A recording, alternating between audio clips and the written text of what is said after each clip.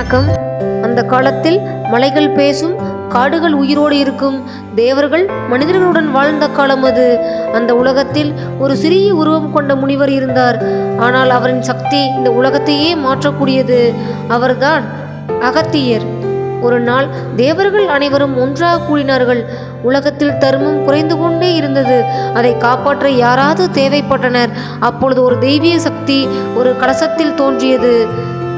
அந்த கலசத்திலிருந்து ஒரு குழந்தை பிறந்தது. அந்த குழந்தை சாதாரணமான குழந்தை அல்ல. அவர் கண்களில் ஒரு ஞானம், முகத்தில் ஒரு அமைதி தெரிந்தது. அவரை அகத்தியர் என்று அழைத்தார்கள். அகத்தியர் வளர வளர அவரின் அறிவு எல்லையில்லாமல் வளர்ந்தது. வேதங்கள், யோகம், தியானம் எதையும் அவர் கற்றுக்கொள்ளவில்லை, அவருக்குள் இருந்தது. அவர் ஒரு மலைக்கு மேலே அமர்ந்து தியானத்தில் மூழ்கினார். காலம் கடந்து போனது. ஆனால் அவர் அசையவே இல்லை. ஒரு நாள் பெரிய நிகழ்வு நடந்தது. சிவபெருமான் திருமணம். அனைத்து தேவர்கள், முனிவர்கள், மனிதர்கள் அனைவரும் வடக்கே சென்றார்கள். பூமி அதனால் இன்பேலன்ஸ் ஆகிவிட்டது. வடக்கு தாழ்ந்தது, தெற்கு உயர்ந்தது. அப்பொழுது சிவபெருமான் சிரித்தார். இதற்கு ஒரு தீர்வு இருக்கிறது. அவர் அகத்தியரைவே அழைத்தார். அகத்தியா, நீ தெற்கே போ, உன் இருப்பு மட்டும் போதும் என்றார். அகத்தியர் ஒரு வார்த்தையும் பேசவில்லை. அவர் கண்களை மூடி ஒரு அடியை முன்னே வைத்தார். அவர் தெற்கே நடந்தார். அவர் நடந்த ஒவ்வொரு அடியும் பூமியை சமநிலைப்படுத்தியது. ஒரு காலத்தில் அசுரர்கள் மிகவும் சக்தி வாய்ந்தவர்கள் ஆனார்கள். அவர்கள் கடலில் மறைந்து கொண்டார்கள். தேவர்கள் அவர்களை வெல்ல முடியவில்லை. அப்பொழுது அவர்கள் அகத்தியரை நாடினார்கள்.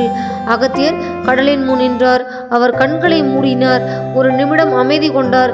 அடுத்து என்ன நடந்தது தெரியுமா? அவர் முழு கடலையும் குடித்தார். கடல் வெறிச்சோடி போனது. அசுரர்கள் வெளியே வந்தார்கள். அவர்கள் தோல்வி அடைந்தார்கள். அகத்தியர் தெற்கே வந்து தமிழ் மொழியை வளர்த்தார். அவர் ஒரு ஆசிரியர், ஒரு முனிவர், ஒரு விஞ்ஞானி. மருத்துவம், மூலிகை அனைத்தையும் அவர் கற்றுத்தந்தார். மக்கள் அவரை குரு என்று அழைத்தார்கள். அகத்தியர் எப்பொழுதும் அமைதியாக இருந்தார். அவர் பேசும்போது ஒரு பாடமாக இருந்தது. அவர் சிரிக்கும்போது ஒரு ஆசீர்வாதமாக இருந்தது. ஒரு நாள் அகத்தியர் மலைக்கு சென்றார். அங்கே தியானத்தில் அமர்ந்தார். அவர் மறைந்தார் என்று யாரும் சொல்ல முடியவில்லை. ஏனென்றால் இன்னும் சிலர் அவரை பார்த்ததாக சொல்கிறார்கள். சிலர் கனவில் அவரை சந்தித்ததாக சொல்கிறார்கள். அகத்தியர் ஒரு மனிதர் இல்லை, ஒரு தெய்வீக சக்தி கொண்டவர். அவர் வாழ்ந்த கதை நம் வாழ்க்கையை மாற்றும் மொழி. அவரை புரிந்து கொண்டால் நம்முள் இருக்கும் சக்தியை நாமே கண்டுபிடிக்கலாம். நன்றி, வணக்கம்.